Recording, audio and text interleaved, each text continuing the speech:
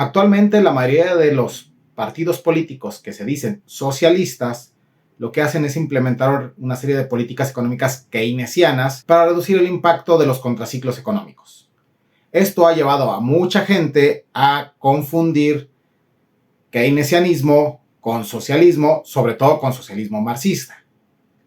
Entonces, ¿es el keynesianismo una especie de marxismo? ¿Era Keynes alguna especie de economista marxista?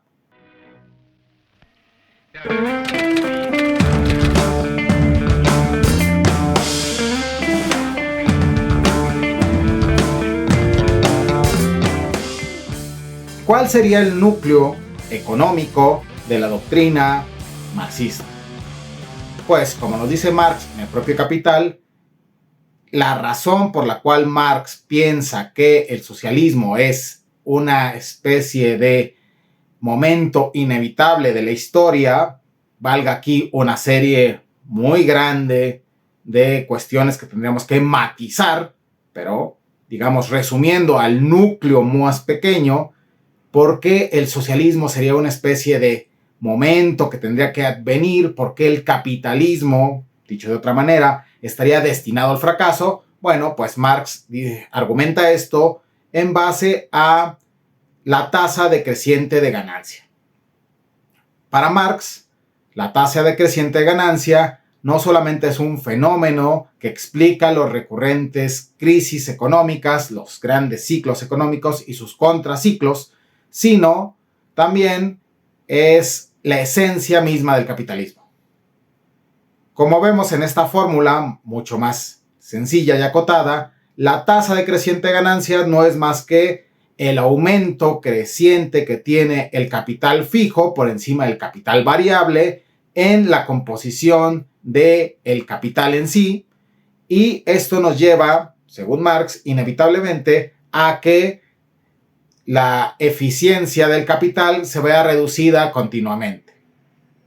Para explicarlo de manera muy sencilla, esto es, mientras yo invierto más en bienes de capital, mientras yo, si soy una industria grande, digamos, no sé, la industria del transporte, de los automóviles, bueno, pues mientras yo tengo más fábricas, mientras yo tengo más maquinaria, mientras yo voy modernizando mi maquinaria, bueno, pues esa proporción del capital va ganando cada vez mayor peso, mientras que la proporción de sueldos y salarios cada vez es menor. Esto me ayuda a tener mejores beneficios, pero a su vez hace que cada unidad que yo produzca sea más costosa en términos de capital fijo. Gano menos por unidad, pero produzco muchas más unidades. Siendo así que se compensa, de cierta manera, mi ganancia con el volumen. Pero esto tiene un límite, porque si sigue decreciendo mi ganancia, si se hace progresivamente cada vez menor, pues llegará a un punto donde esta tienda a cero y entonces pues no habrá manera de que yo gane más. Hay maneras de eficientarlo, pero de ser, como lo narra Marx, pues terminará en un gran colapso del capitalismo. Ahora bien, ¿Keynes creía en este colapso del capitalismo? Pues la verdad es que no. Keynes tenía una explicación bastante diferente de por qué se originaban estas grandes caídas, estas grandes crisis del capital. Para Keynes, la clave no está en la tasa de creciente ganancia, sino en lo que él llama la eficiencia marginal del capital o el EMC. El EMC se define como la tasa de descuento que iguala el valor presente de los flujos de ingresos futuros con el costo de la inversión inicial. Dicho así, pareciera ser que es muy complicado, pero en realidad es bastante sencillo. Yo hago una inversión inicial y quiero saber si esta es una buena inversión, es decir, si me va a redituar más a lo largo del tiempo de lo que yo estoy desembolsando en un primer momento. Pongamos un ejemplo. Yo invierto en una máquina que me cuesta $10,000. Bien, yo quiero saber cuánto le puedo sacar de ganancia a esa máquina. Para esto, hago este cálculo a lo largo del tiempo. Hago una suma de el flujo de ingreso que me va a dar esta máquina sobre 1 más la eficiencia marginal del capital, todo esto elevado al tiempo. Este cálculo se hace porque el dinero de hoy no vale lo mismo que el dinero de mañana. Yo tengo que no solamente saber cuánto me va a dar esta máquina, sino compararlo con, por ejemplo, el costo de la financiación, o si van a salir de recursos míos, tengo que compararlo con el costo de la inflación. Si lo que me va a redituar en flujo esa máquina es menor que el costo de la inflación, pues entonces evidentemente es un mal negocio. Si lo que me va a redituar esa máquina es menor que el costo de la financiación, es decir, si yo voy a salir perdiendo por comprarla, pues mejor me quedo con mi dinero y lo invierto en otra cosa, que sí me dé los márgenes de beneficio superiores a los costos, primero que nada, de la inflación y segundo, de los intereses reales en caso de que sea financiado. Yo hago mi cálculo, por ejemplo, a 3 años, o 4 años, o a 5 años, dependiendo del tiempo de vida de la máquina. Yo a esto le tengo que sumar, por supuesto, los mantenimientos y demás costos asociados de tener este nuevo activo que me esté dando este flujo.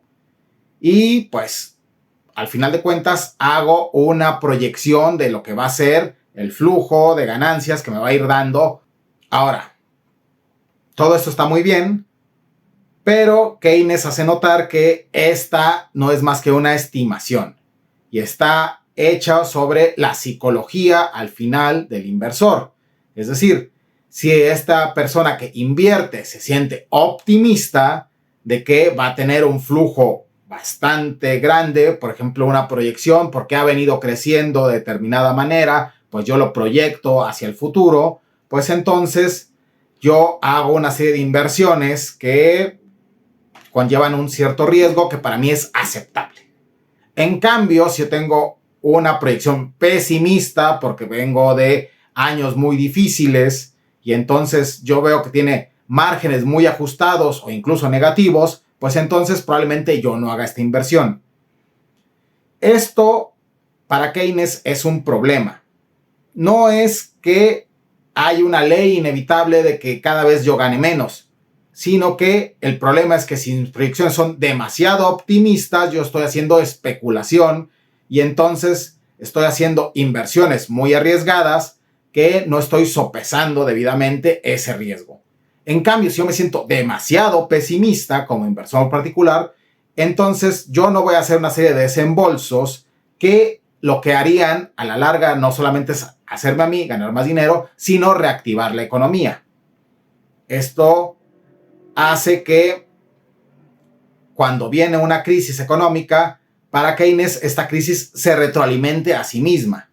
La psicología del inversor cambia a negativo y entonces deja de invertir a pesar de que hay oportunidades y viene el problema con la mano de obra, que queda mano de obra sin trabajar a pesar de que haya en potencia inversión suficiente para aumentar la producción. De ahí es donde propone que sea el Estado, a través de la inversión por medio del gasto público, quien compense estos momentos de crisis y evite las caídas. Como vemos, esto es muy diferente a la doctrina marxista, donde el colapso del capitalismo es inevitable, es una ley, la tasa decreciente de ganancias es algo que no se puede evitar. Aquí no solamente hay una serie de elementos para ir regulando la eficiencia marginal del capital, sino que en última instancia dice Keynes que ninguna crisis puede ser eterna porque al final de cuentas los activos en los que yo invierto tienen un tiempo de vida y si son activos, por ejemplo, máquinas, pues tendrán que caducar y en algún momento tendré que hacer inversiones. Es así que de todas las crisis tendrá algún momento que terminar de manera, digámoslo así, natural, pero para Keynes el problema no es que en determinado momento el capitalismo remonte y que vuelvan las ganancias, sino que estas crisis sean demasiado largas y que, peor aún, podamos quedarnos en un semicrecimiento, que nos quedemos en un momento donde haya, por un lado, capital para invertir, que no se esté invirtiendo porque no se ven oportunidades desde la óptica del inversor privado, y por otro lado haya mano de obra disponible que podría trabajar y aumentar la producción y aumentar la riqueza general.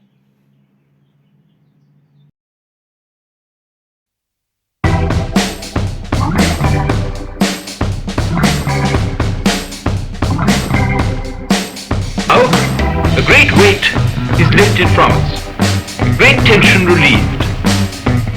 There's no danger of the exchange falling too far. There's no danger of a serious rise in the cost of living.